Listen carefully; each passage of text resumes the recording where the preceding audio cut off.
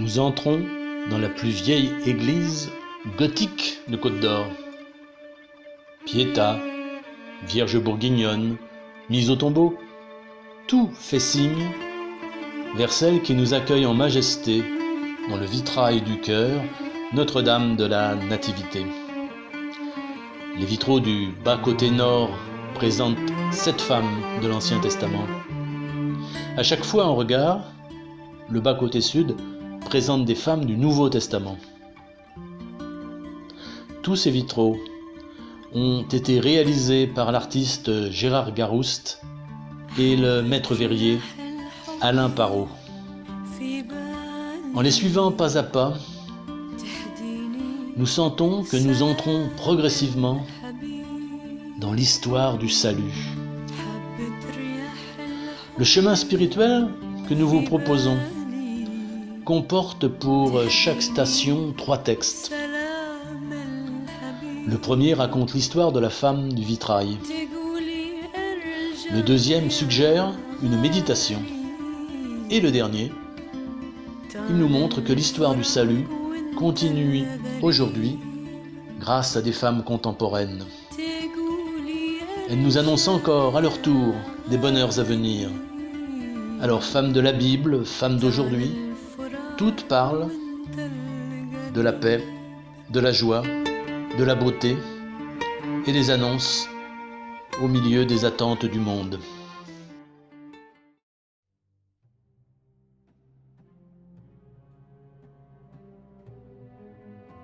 C'est le temps de la moisson à Bethléem.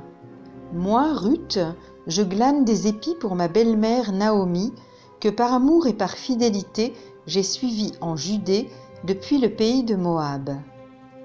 Veuves toutes les deux, nous vivons pauvrement et nous nous en remettons à la protection du Dieu d'Israël. Dans les champs, j'ai rencontré Boz, riche propriétaire et parent de Naomi. Elle me demande d'aller vers lui. Il me trouve courageuse. Il m'aime. Il veut m'épouser. Obed naîtra de notre union. Il sera le père de Jessé et le grand-père du roi David.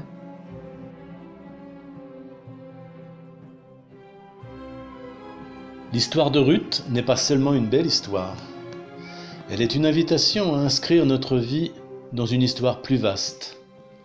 Parce que Ruth et Naomi ont affronté le manque, la famine, l'exil, nous sommes invités à reconnaître notre manque, peut-être à y consentir. Mais nous savons aussi que c'est dans le manque que s'enracinent les grands désirs. Ruth part vers le pays de Naomi sans savoir ce qui l'attend. Elle fait confiance à la vie. Comme elle, en regardant mon histoire, je peux repérer des avenirs qui commencent à s'ouvrir.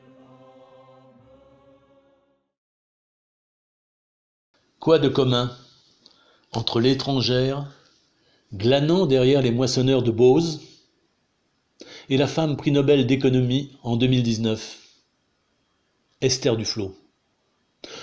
Leur souci commun, c'est la précarité. Le statut d'une étrangère reste précaire tant qu'il n'est pas sécurisé par la bienveillance des institutions. Alors, les travaux d'Esther Duflo permettent d'évaluer l'efficacité de toutes ces stratégies de lutte contre la pauvreté et de mettre en place des actions durables.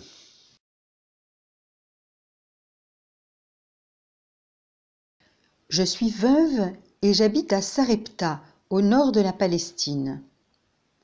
Dans ce pays où règne la sécheresse et la famine, c'est à moi que le prophète Élie vient, de la part de Dieu, demander asile. Je les nourris seulement avec un peu de pain et d'huile. Mais aujourd'hui, mon fils est mort et je suis bouleversée. Je ne comprends pas ce grand malheur qui s'abat sur ma maison, et je crie vers Dieu. Je l'interroge. En réponse, Élie s'allonge sur mon fils et il prie. Et mon fils revient à la vie. Je sais que ce prophète est un homme de Dieu.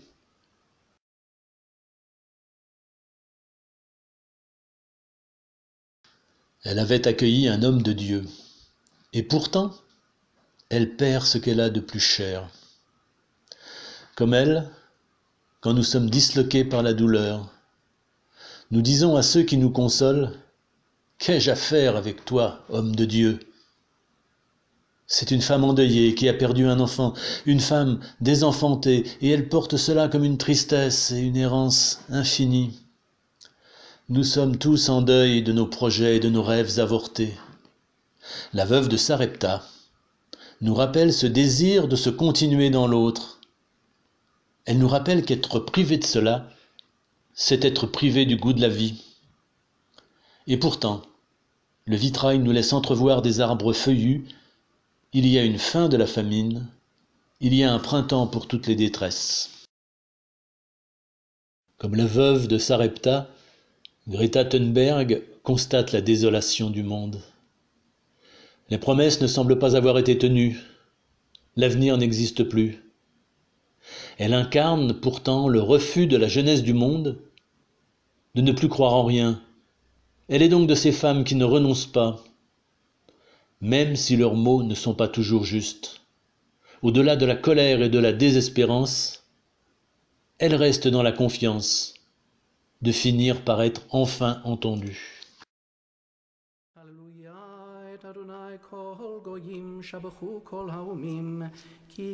Je me cache dans les feuillages, mais mon désir d'enfanter est grand.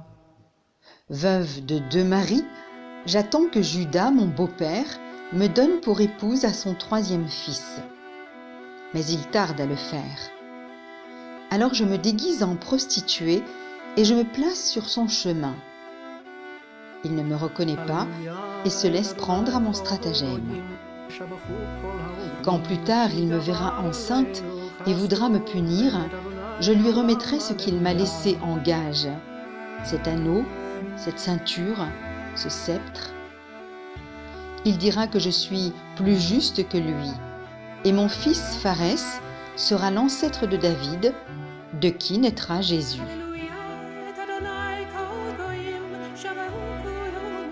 Qu'ils sont étranges les chemins du Seigneur. Comme Tamar, nous devons parfois ruser pour permettre que le plan de Dieu s'accomplisse. En relisant nos vies, nous voyons comment l'Éternel écrit droit avec des lignes courbes. Les stratagèmes de Tamar nous rappellent que nous devons être rusés comme des renards. Est-ce que nous consentons à une certaine errance de nos vies qui, du point de vue de Dieu, annonce l'inespéré? Sommes-nous capables d'admirer Tamar?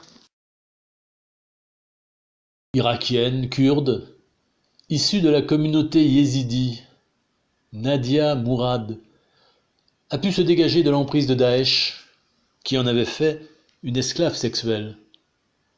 Comme Tamar, elle réclame son bon droit et que justice lui soit faite. Elle devient une militante des droits de la personne et pose la question de l'instrumentalisation de la sexualité. Sur les bords du Nil, je suis intervenue auprès de la fille de Pharaon. Elle a sauvé des eaux mon petit frère Moïse et elle l'a élevé comme son propre fils. Sur les bords de la mer Rouge, quand Moïse a délivré notre peuple de l'oppression des Égyptiens, j'ai dansé et chanté avec toutes les femmes. Célébrez Yahvé, il s'est couvert de gloire. On m'a donné le titre de prophète.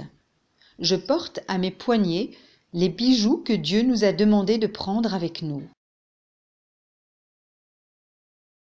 S'il y a eu un Moïse, c'est aussi parce qu'il y a eu une Myriam. Elle est celle qui accompagne de loin et prend soin d'une destinée. Elle est la veilleuse qui observe l'événement. Elle intervient pour rendre possible le projet de Dieu. Sommes-nous assez vigilants pour protéger le monde de loin, capables de prendre les bonnes décisions, de peser sur le cours des choses avec d'autres, pour qu'advienne l'imprévu, l'inouï de Dieu? Alors, comme Myriam, prenons le temps de célébrer les merveilles de Dieu révélées dans l'histoire des hommes. Comme jadis Myriam sur les bords de la mer Rouge, pour saluer alors la libération de son peuple, John Baez a chanté pour réclamer et accompagner toutes les libérations dans son pays et de par le monde. Myriam avait reçu le titre de prophète. John Baez a chanté les mots qui parlaient d'une vie libérée, des espoirs de paix, d'un monde plus fraternel.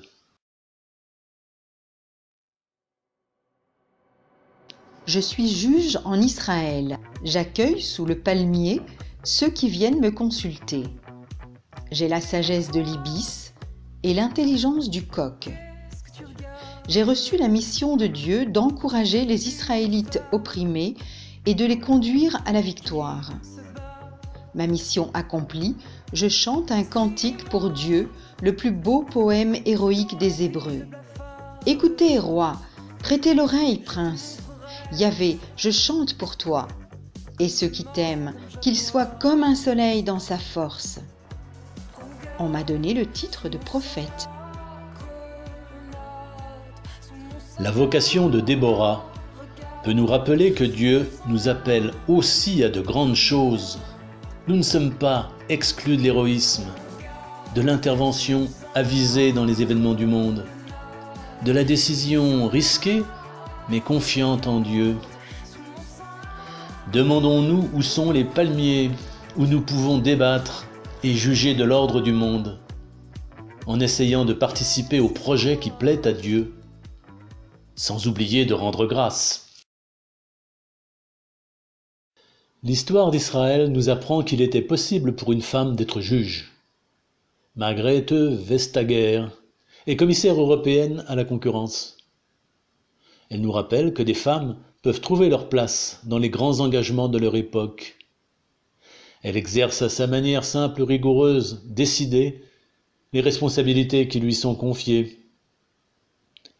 Elle agit ainsi contre les positions jugées dominantes et abusives des GAFA.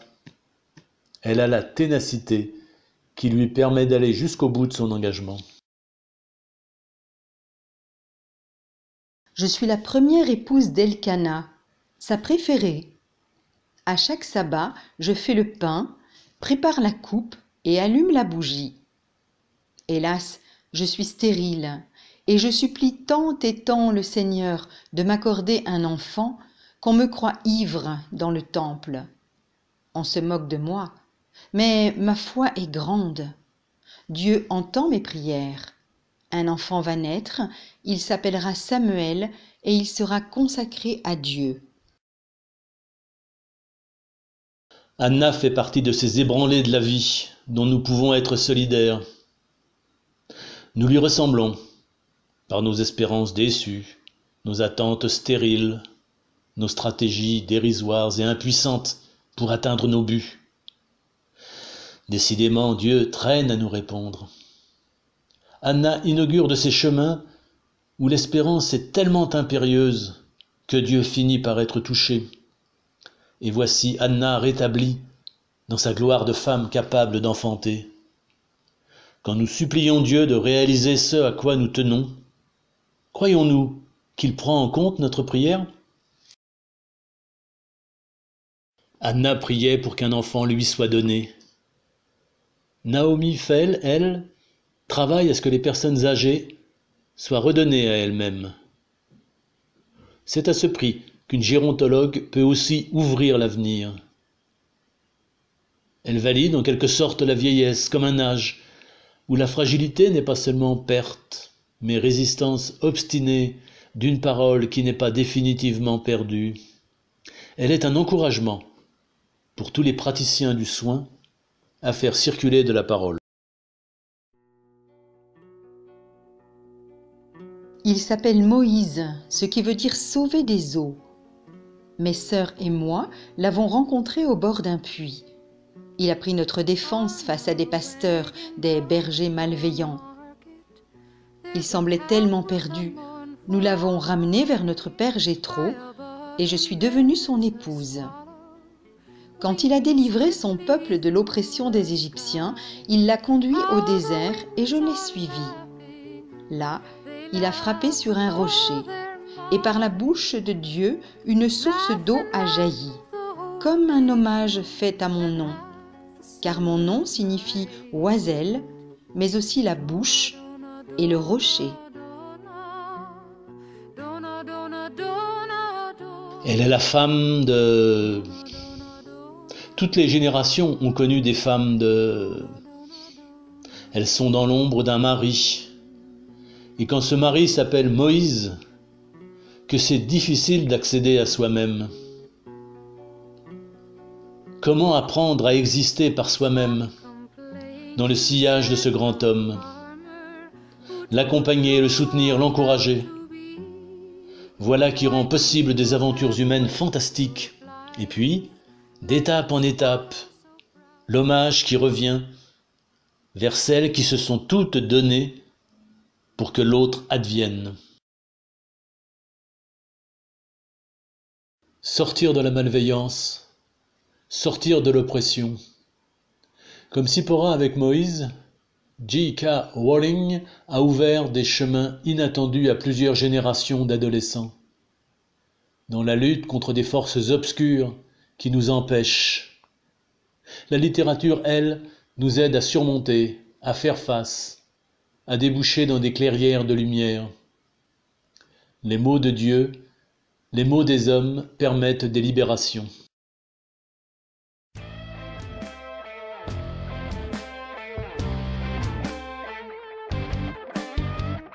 Un homme s'assit au bord d'un puits, ses compagnons de voyage l'ont quitté.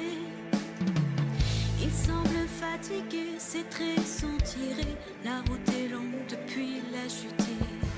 C'est bien une femme de Samarie qu'il demande paisiblement à boire.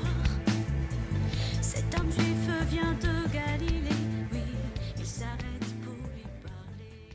Je l'ai rencontré au bord du puits, à midi, le puits de mon ancêtre Jacob.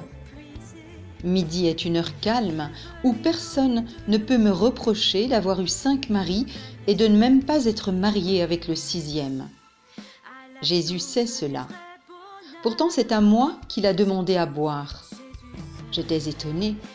Pourquoi ne puise-t-il pas lui-même? Mais son eau à lui, c'est sa parole. Il m'a dit que bientôt, ce n'est ni à Jérusalem, ni sur le mont Garizim qu'on priera son Dieu.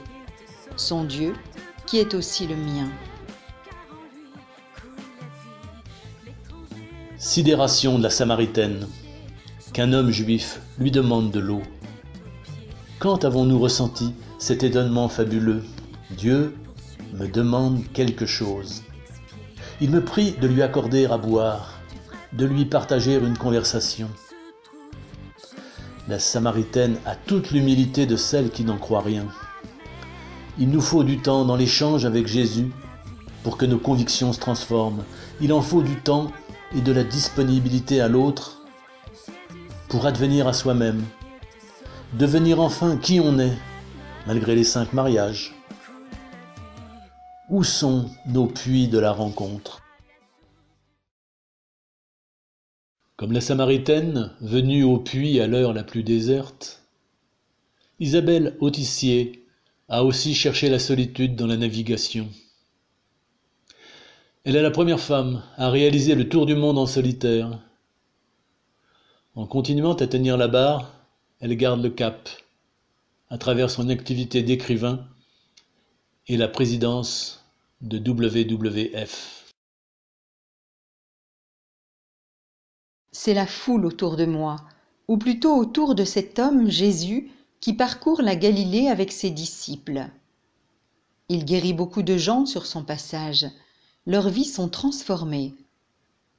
Moi, je suis stérile à cause de ce sang que je perds depuis 12 ans. Alors, ai-je une chance d'être purifiée? Ma foi se fait désir. Je touche son manteau, juste la frange. Il se retourne, il a senti une force sortir de lui. Il demande qui l'a touché. Ses disciples se moquent. Je m'avance. Il me dit de prendre courage. Et moi je sens que la source du sang en moi s'est tarie. Je suis guérie. Elle voulait passer inaperçue. C'est raté. On ne passe jamais inaperçu aux yeux de Jésus. Malgré cette foule d'humiliés qui finit par les rendre invisibles, elle a osé. Sommes-nous encore capables d'audace pour oser tirer Jésus par son manteau? Elle nous donne à croire qu'aucune humiliation n'est définitive, qu'à chaque instant, des forces sortent de Jésus pour nous guérir, nous apaiser. À l'insu même de ceux qui savent, qui n'y croient pas. Non, ce ne sont pas les gens, pas la foule, c'est un contact unique au sein de la multitude, un geste furtif, une rencontre inespérée de deux personnes. Croyons-nous à la rencontre qui nous refait vivants. Claudie Aigneret semble l'exact inverse de la femme aux pertes de sang. L'une veut toucher au plus près, l'autre prend ses distances. En étant la première femme spationaute française, Claudie Aigneret réalise plusieurs missions qui lui font regarder les choses de haut. Elle peut, dès lors, s'impliquer dans des engagements politiques et scientifiques qui permettent aux humains de continuer à regarder le ciel avec confiance et espoir.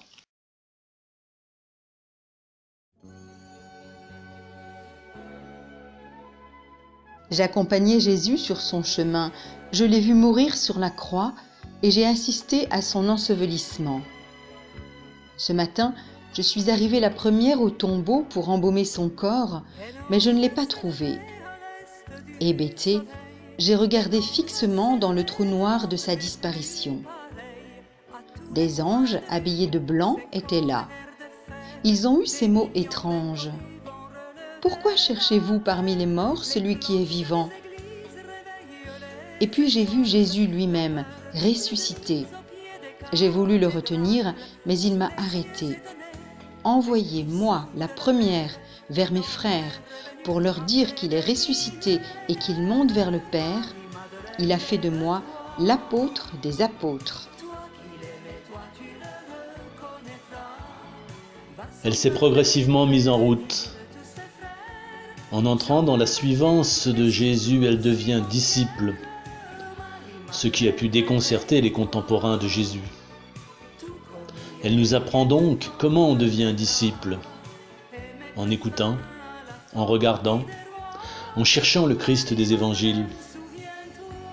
Elle se fait proche de Jésus. Elle sent parfois son éloignement. Nous passons aussi par des moments de tristesse ou de mort qui ralentissent notre marche. Et puis, comme elle, l'éblouissement de recevoir une mission, la joie de ressentir combien le ressuscité tient à nous, compte sur nous pour annoncer une joie que le monde ignore encore.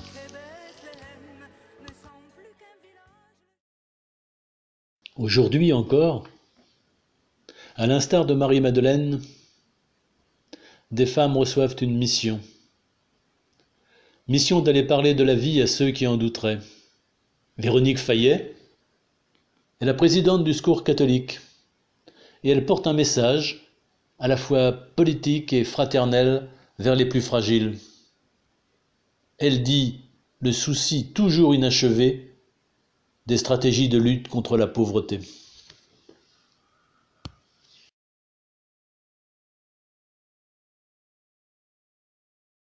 Comme le veut la loi de Moïse, Marie et Joseph viennent au temple pour présenter Jésus. Selon la coutume, ils offrent un couple de tourterelles. C'est là que je les rencontre, moi, Anne, servante du Seigneur. Et je comprends que cet enfant est le Messie que mon peuple espère. Mon cœur brûle en moi de l'accueillir. Quelle joie de parler de lui à tous ceux qui attendent la délivrance d'Israël.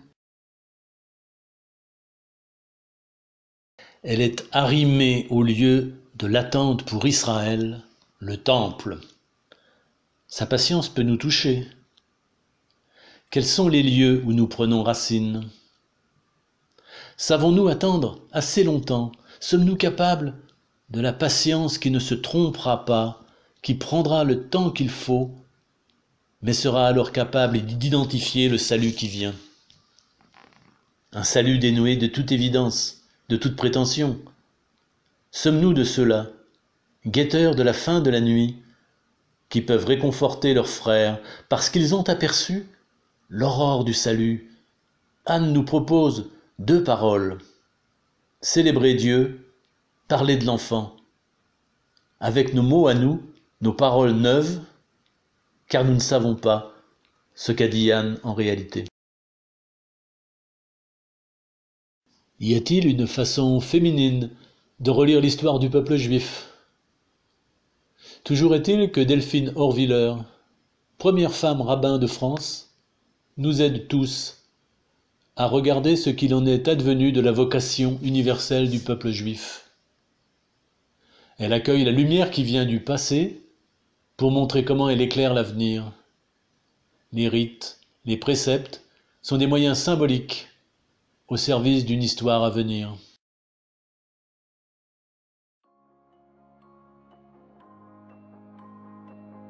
Je suis la femme à la chevelure flamboyante et au manteau marron. Tout en moi est accueil, chaleur, douceur. Mon ami Jésus mange avec Simon le pharisien et je ne peux m'empêcher de les rejoindre. Je baigne les pieds de Jésus de mes larmes, les essuie avec mes cheveux et les oins d'huile précieuse, à la mesure de mon amour pour cet homme de Dieu qui pardonne mes nombreux péchés. Judas s'interroge. Simon est choqué. Il pense que le Christ est un faux prophète. Mais Jésus lui fait comprendre que le pardon et l'amour sont plus forts que les convenances. Elle ploie sous les reproches des hommes, de Simon, de Judas. Elle porte son identité pécheresse, stigmatisée à vie par son entourage. Son chemin fait-il écho en nous? Nous ne sommes jamais les personnes qui conviennent tout à fait aux autres, à la bonne place, décalées, comme cette femme au festin des amis de Jésus. Et pourtant, comme elle, nous pouvons trouver notre vraie place au pied du Seigneur. Les larmes sont facultatives. Larmes de femme seulement? Est-ce que tous, nous ne sommes pas bouleversés quand nous sentons le corps à corps de notre intimité avec le Seigneur? Jésus se laisse toucher par une femme. Dans ce geste consenti, nous apprenons ce qui se joue dans le geste de toucher et dans le consentement à être touché. À l'intérieur d'une autre tradition, Amma, prêtresse indienne, dont le nom signifie mère en hindi, a étreint dans ses bras plus de 39 millions de personnes. Celles-ci vivent souvent une expérience transformatrice qui les conduit à un changement de vie.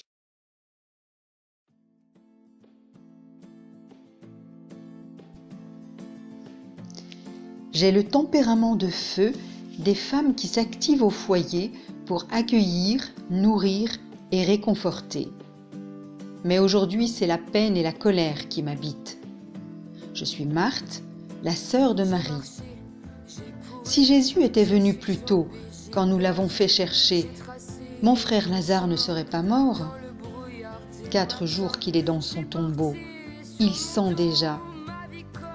Mais Jésus me dit que mon frère ressuscitera. Et je le crois. Je crois qu'il est le Messie, celui qui doit venir. Son amour pour nous est comme un feu qui ne s'éteint pas. Elle a su rester dans l'attente.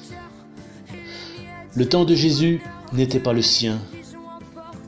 Il y a de l'irrémédiable dans l'air, et pourtant elle trouve encore la force d'aller au-devant de Jésus, habitée par une ultime confiance qui échappe à toute raison. Le regard de Jésus, son absence qui se prolonge, n'ont pas abîmé son espérance. Comme elle, nous osons à peine dire les mots de notre désir essentiel, mais mystérieusement, nous comprenons qu'ils sont entendus par le Seigneur. Il y a des rencontres qui font passer outre les limites. Stephanie Shirley, en créant sa propre software company en 1962, a permis aux femmes de trouver leur place dans l'entreprise. Elle sera aussi leur avocate pour défendre leurs droits dans un monde technologique marqué par l'emprise masculine. Philanthrope, elle réinvestit alors son argent dans des actions humanitaires, au point que la reine la nommera Lady, honorant ainsi une femme qui fait confiance aux ressources de l'humanité.